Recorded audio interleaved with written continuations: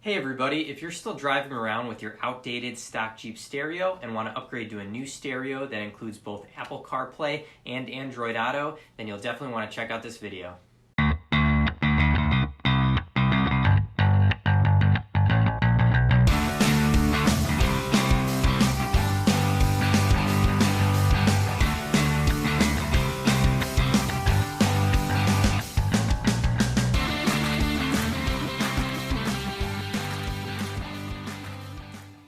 So I have a 2015 Jeep Wrangler Sahara, and I had the stock touchscreen stereo in there. And if you know anything about it, the Uconnect system, which is the hands-free calling, and the Bluetooth doesn't work very well. Calls were constantly getting disconnected while I was trying to talk to people, and my Bluetooth kept cutting in and out. So that didn't work very well.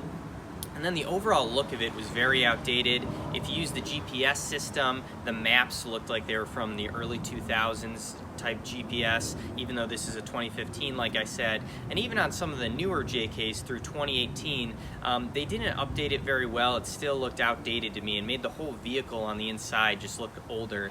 So I was looking for aftermarket radios that still kind of looked stock, and I was really hoping I could find something with Apple CarPlay. So for the not too bad price of $300, I found at Best Buy this 7-inch Pioneer radio that supports both Apple CarPlay and Android Auto. It also has Sirius XM if you want to pay for that service. You could do Pandora, Spotify. You could plug in a backup camera. It has regular Bluetooth as well. So a bunch of different things. You can do the hands-free calling too.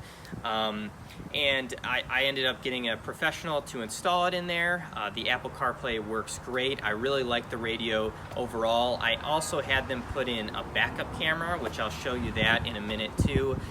So I just wanted to show you kind of how that worked and how it looks in my Jeep. So here we go. Okay, so this is the 7-inch Pioneer aftermarket stereo I had installed in here.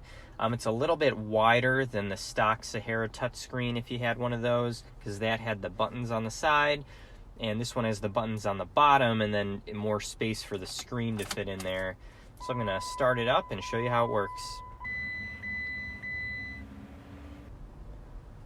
So right off the bat, it gives you the classic don't drive and use this at the same time.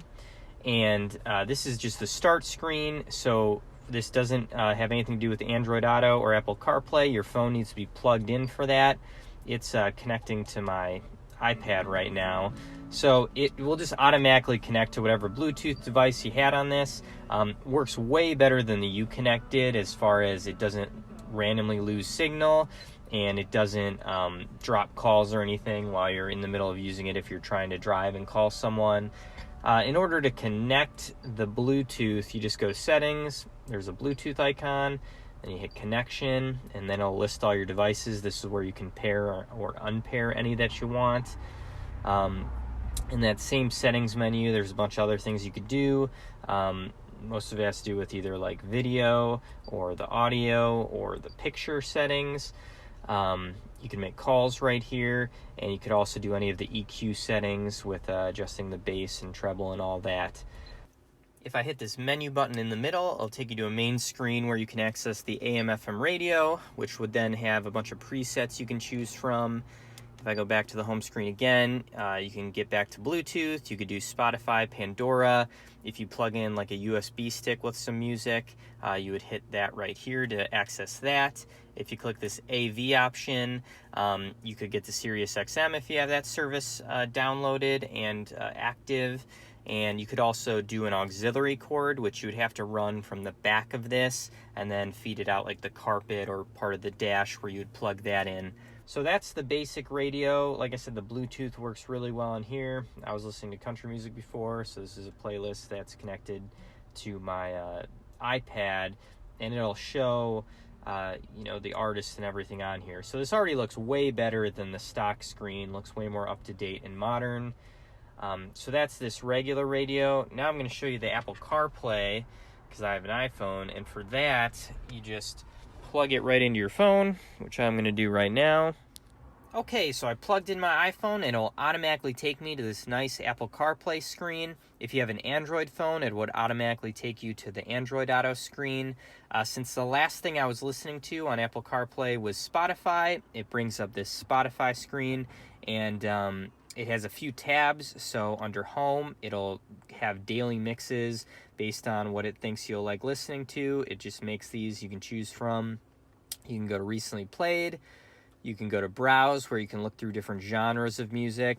And then on the top right, it'll have Currently Playing, so you could go to that as well. This is connected to my steering wheel controls too, so I can turn the volume up and down or switch songs. On the left, it has your 3 most used apps. So on the top here, we have Maps, which looks so much better than the GPS on your stock Wrangler, if you still have that touchscreen GPS, because this looks just as updated as the one on your iPhone, because it's basically the same exact thing.